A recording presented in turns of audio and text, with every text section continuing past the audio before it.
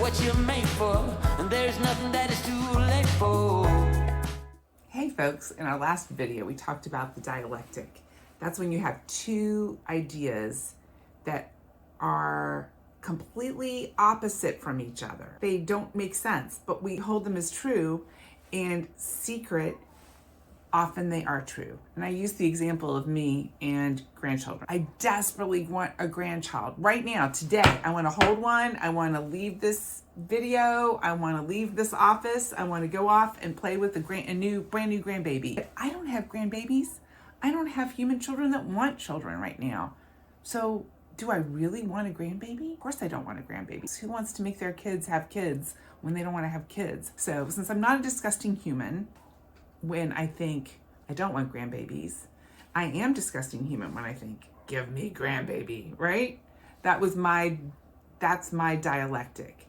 Both things are true. Right this minute, both those statements are completely true about me. And I bet if you think about yourself, you're going to find a dialectic that's true about you too. The opposite of a dialectic, right, where you sort of understand that two opposing ideas that seem like they can't both be true are both true.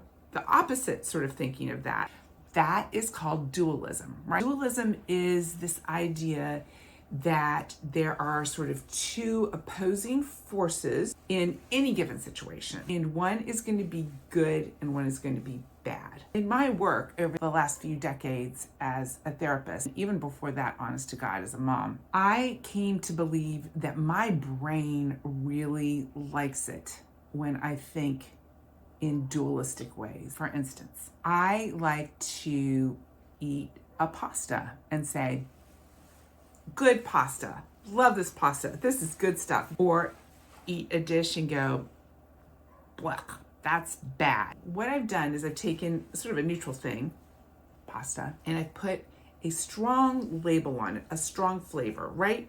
It's good or it's bad. I have houseplants all over here. Someday you'll see them. When my houseplant is growing nicely and likes the environment and the fertilizer or the light that I'm providing it, I code it in my noggin as a good houseplant. If the houseplant just isn't doing very well, it's a bad plant. Or I'm a bad plant mom.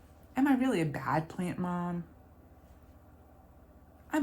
I'm not evil. I'm not like taking the little plants out and snipping their little leaves and like pouring poison in their roots and hiding them in the closet. I'm not a bad plant mom, not evil.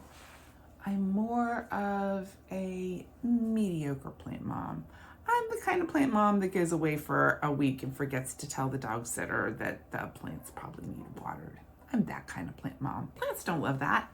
They prefer a good plant mom. But at the end of the day, I just am that imperfect person. The problem with dualism is that I am just convinced that it makes you just feel good in the noggin to say, it's good, it's bad, it's short, it's tall, it's young, it's old. These strong words, they just feel good in our noggin. And I'm not saying there aren't some things in this world that are evil. Oh, yes. There is true evil in this world.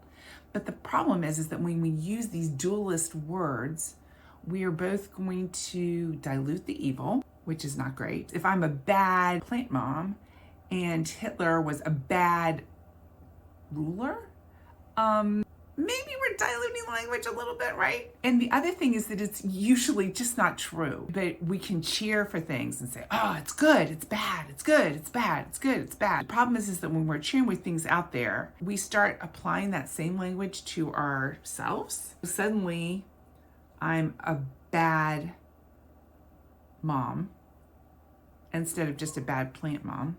And then I'm a bad person. That doesn't feel so good in the noggin. Also, our children are not just human beings who do something right and do something wrong. They're bad. They're a bad child, a bad son that doesn't call me. It's a bad daughter that doesn't let me know where she is. Oof, that doesn't feel good to be on either side of that. So remember that those hard words are never going to be your friend. The good, bad is never going to be your friend. How about this one? You go into your kid's room and there's clothes all over the floor. And you go, you always do that. Want more about that one? I think we'll save it for the next video. Bye.